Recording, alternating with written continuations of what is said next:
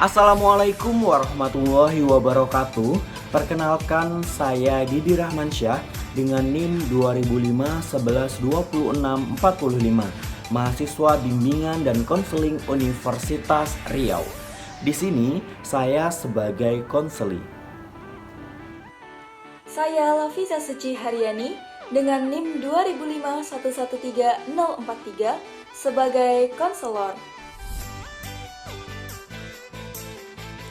Pada video kali ini, kami akan membawakan praktek sederhana mengenai konseling, di mana kami menggunakan buku referensi Profesor Dr. Sofyan S. Willis yang berjudul Konseling Individual, Teori dan Praktek. Nah, adapun teknik yang kami gunakan adalah teknik umum dan juga teknik khusus, yaitu latihan asertif. Bagaimanakah prakteknya? Mari kita simak video berikut.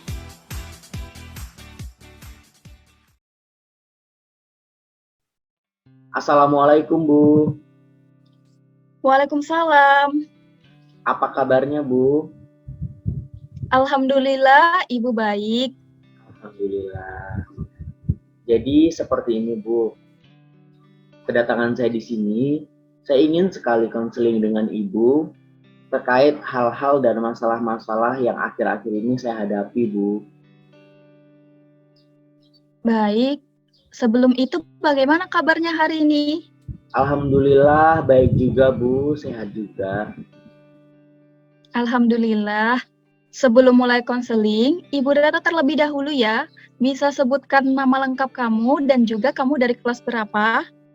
Baik Bu, perkenalkan nama saya Didi Rahmansyah, biasa dipanggil Dedi, dan saya kelas 12 IPA 1 Bu. Baik, terima kasih.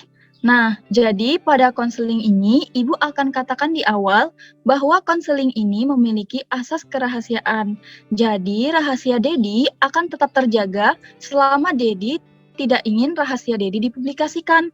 Kamu juga harus mengikuti konseling ini dari awal sampai akhir ya. Baik Bu. Ibu lihat, wajah Dedi tampak sedih. Apakah ada yang Dedi alami akhir-akhir ini? Iya Bu, akhir-akhir ini saya merasa berat sekali dengan masalah-masalah yang terjadi pada diri saya.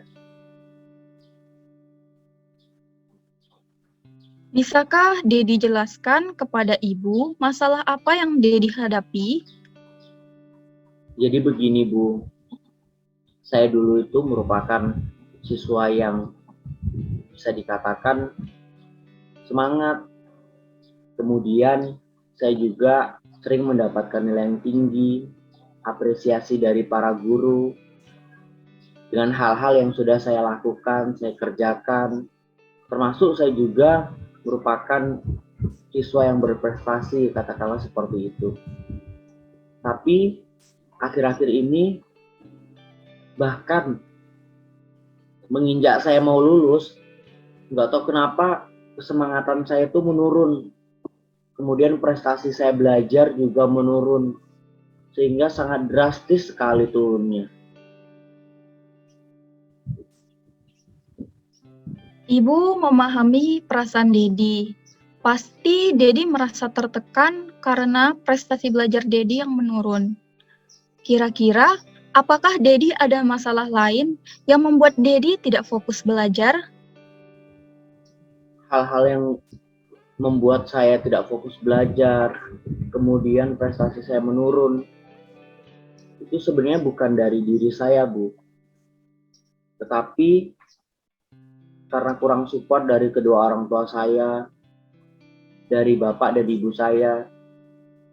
Karena waktu kelas 10 dan 11 saya melakukan sesuatu, saya belajar giat. Itu karena saya memotivasi diri saya untuk dapat membahagiakan kedua orang tua saya. Karena orang tua saya menuntut bahwasannya saya harus memiliki nilai tinggi, saya harus pintar dalam belajar. Tetapi di samping itu tidak ada support sama sekali dari mereka. Bahkan ketika saya mau lulus pun, saya nggak tahu harus kemana. Karena hal-hal tersebut sangat mempengaruhi prestasi belajar saya. Sehingga saya malas belajar, bahkan di kelas saya sering tertidur. Itu sebab juga karena kurang motivasi dari kedua orang tua saya. Saya juga kurang dukungan dari mereka. Mereka kurang menyemangati saya. Sehingga ya yang terjadi seperti ini, Bu.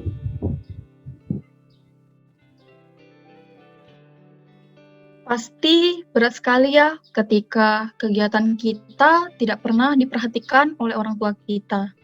Ibu paham perasaan Dedi. Dedi benar-benar kuat bisa menghadapi semuanya sendirian selama ini.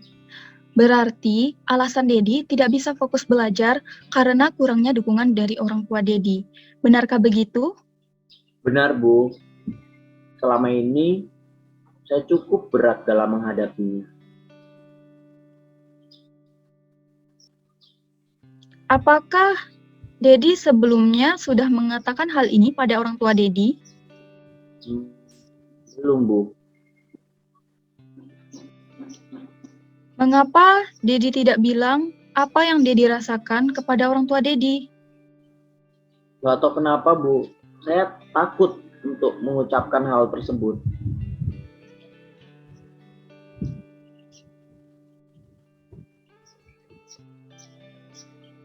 Apakah Dedi takut karena juga salah satunya karena takut merasa terbebani? Iya, salah satunya itu, Bu. Saya juga takut terbebani dan saya juga takut kalau nantinya ayah dan ibu saya tidak senang kalau saya mengungkapkan hal tersebut.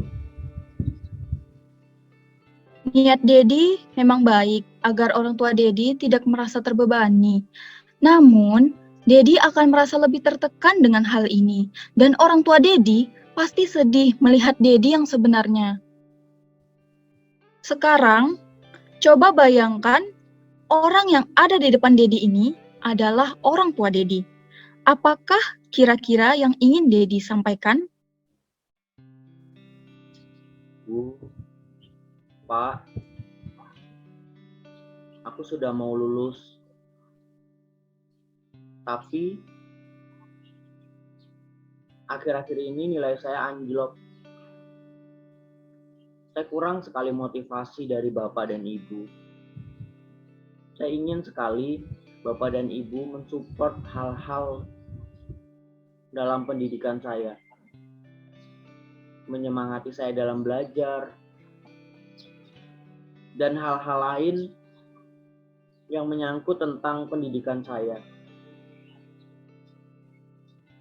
Saya ingin sekali Bapak dan Ibu menyayangi saya. Sehingga saya akan kembali semangat lagi jika mendapat dukungan dan apresiasi dari Bapak dan Ibu. Saya sangat mengharapkan akan hal itu, Bu, Pak.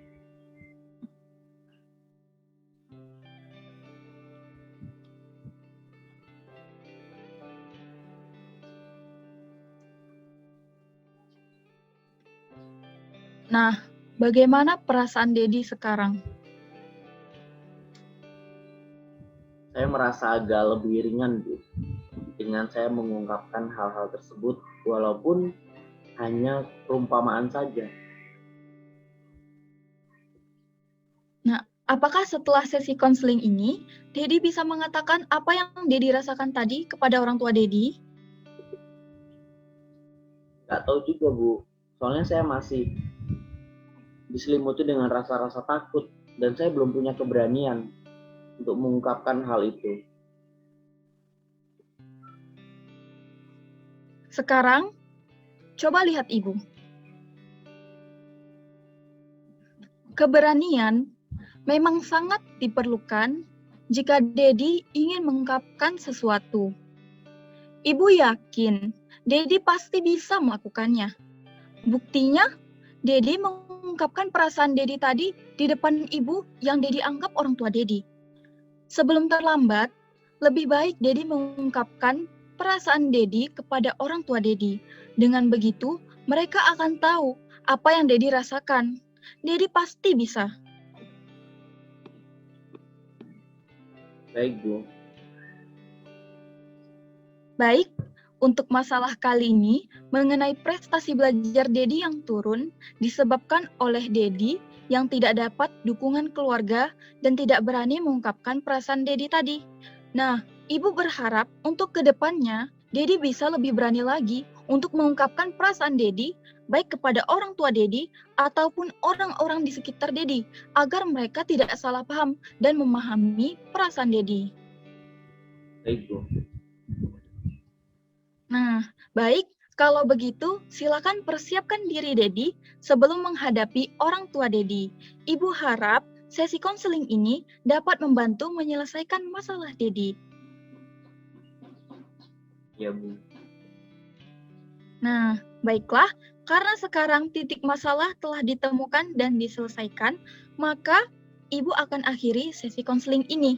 Jangan lupa untuk kabari Ibu ya tentang reaksi dari orang tua kamu, agar Ibu bisa membantu Dedi jika terjadi masalah lagi. Tetap semangat dan berpikir positif ya. Baik, Bu. Terima kasih banyak sekali untuk hari ini. Sedikit banyak sudah membantu saya menyelesaikan masalah-masalah saya. Terima kasih banyak, Bu. Iya, sama-sama. Semangat ya. Iya, Bu. Oh iya, Bu. Saya izin pamit undur diri soalnya mau ada kelas lagi. Baik, hati-hati ya. Ya, Bu. Terima kasih, Bu. Assalamualaikum. Waalaikumsalam. Nah, dari konseling tadi kami menggunakan teknik umum dan teknik khusus. Teknik umum yang kami gunakan di awal, kami menggunakan teknik attending, empati, bertanya terbuka, refleksi perasaan, dan eksplorasi. Sedangkan di pertengahan percakapan kami menggunakan teknik memimpin, fokus, mengarahkan, menafsirkan, memperjelas, konfrontasi, mendorong, informasi, nasihat, dan menyimpul sementara. Sedangkan di akhir percakapan konselor dan konseli, kami menggunakan teknik menyimpulkan, mendorong, merencana, mengevaluasi, dan mengakhiri. Sedangkan teknik khusus yang kami gunakan yaitu latihan asertif. Di sini berarti bermakna bahwasannya latihan asertif yaitu melatih individu untuk dapat berani mengungkapkan perasaan-perasaan yang dihadapinya kepada si konselor. Nah, itu saja dari kami. Apabila ada kurang dan lebihnya, kami mohon maaf yang sebesar-besarnya. Saya Didi Rahmansyah dan rekan saya Lafiza Suci Haryani pamit undur diri. Wabillahi taufik wal hidayah. Wassalamualaikum warahmatullahi wabarakatuh.